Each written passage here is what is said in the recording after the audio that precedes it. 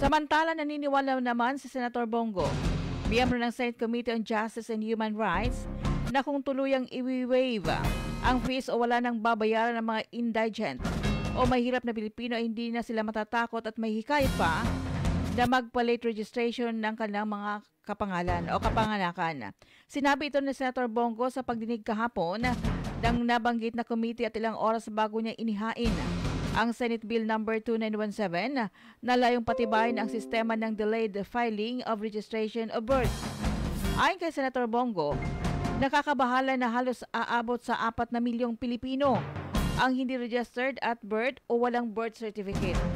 Ipinunto ni Senator Bongo na ang kawalan ng rehistro ay hindi lamang daw kawalan ng identity sa papel kundi kawalan din ng access sa mga serbisyo ng gobyerno tulad ng pangkalusugan. Dagdag pa ng senador na malaga na ilapit ang serbisyo sa publiko, lalo na sa mga mahirap dahil dagdag gastos din sa kanila ang pamasay papunta sa mga tanggapan ng gobyerno.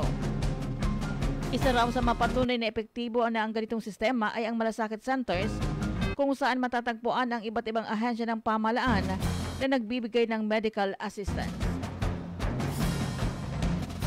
Hindi naman po, lalo na po sa mga indigents talaga na walang kakayahan na magbayad para ma-encourage po silang magparehistro at hindi po mapag-iwanan. Ilapit natin sa kanila ang serbisyo ng gobyerno. Tayo po ang lumapit sa kanila, lalong-lalo na po yung mga mahirap.